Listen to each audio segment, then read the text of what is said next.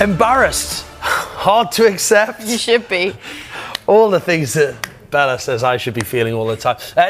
This is all about Rúben Amorim, of course, and he's losing the feeling of being a massive club at Manchester United. Some of the quotes here that Amorim's been saying after another Premier League defeat for Manchester United. Yeah, and the head coach has suggested that he could leave the club if things don't improve following their 2-0 defeat to West Ham at Old Trafford, which has left them 16th in the table. We have to do so much better, and for me the biggest concern is that feeling that is okay. And we cannot change our position so much, so it's okay.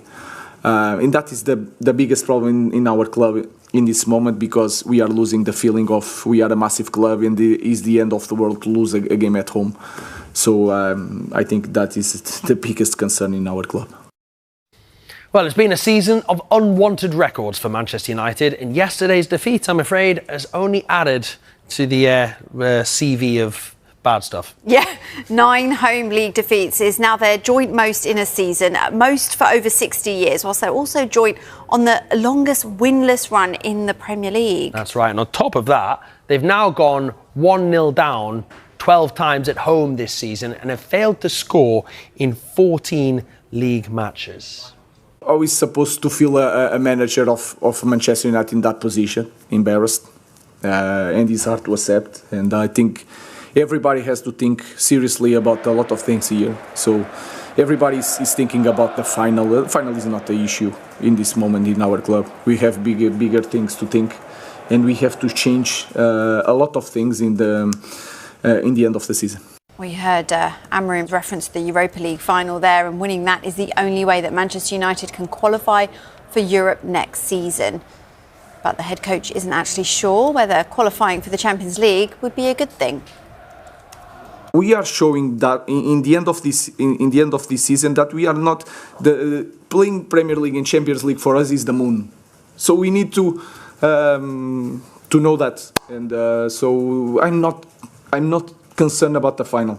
They will be focused, and I don't know what is best, if he's playing Champions League or not. So let's think about Chelsea to improve a lot of things. It's now 9 Premier League defeats at home for Manchester United this season. That hasn't happened since 1962.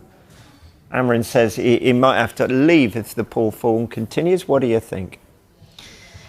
Well, it's a good stat from you, not a good stat for Manchester United, is it? You know, it's been an awful season for them in the league. They know that. I think he knew that when he was coming in, that it was going to be tough because he wanted to change the way that Manchester United were playing mid-season. Did he have the players to play that way?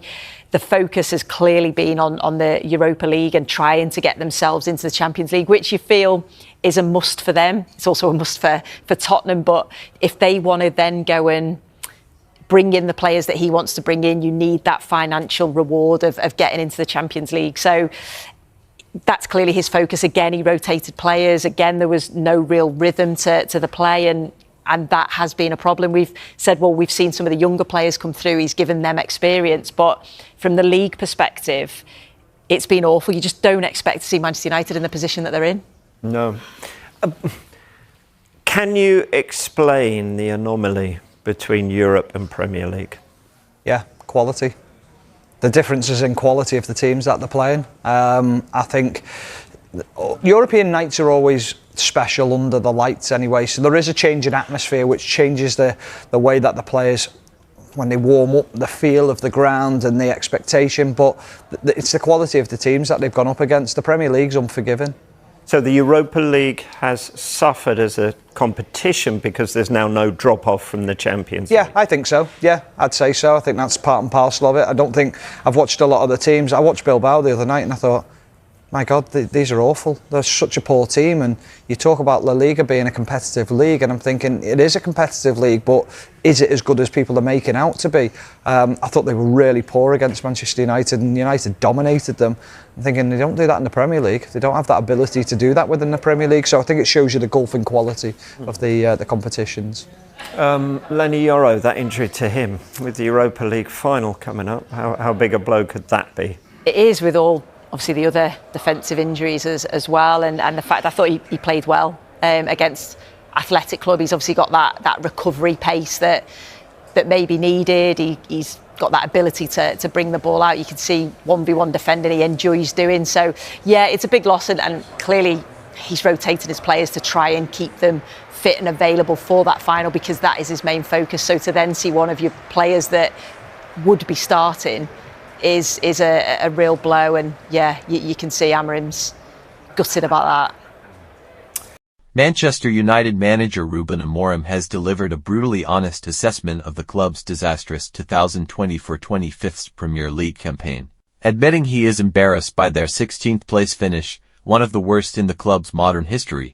In a candid post-season interview, Amorim did not hold back, acknowledging that results have fallen far short of expectations and suggesting that his future at Old Trafford may be in jeopardy if improvements are not seen next season. "It's embarrassing.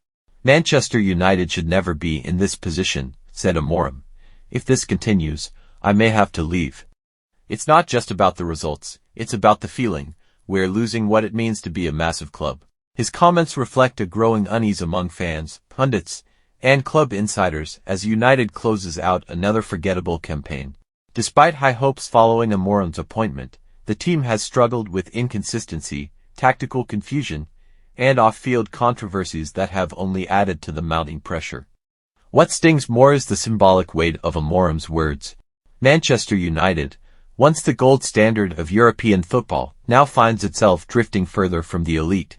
The manager's suggestion that the club is losing the feeling of being a footballing giant will no doubt echo among a disillusioned fanbase already frustrated by boardroom instability and ownership issues.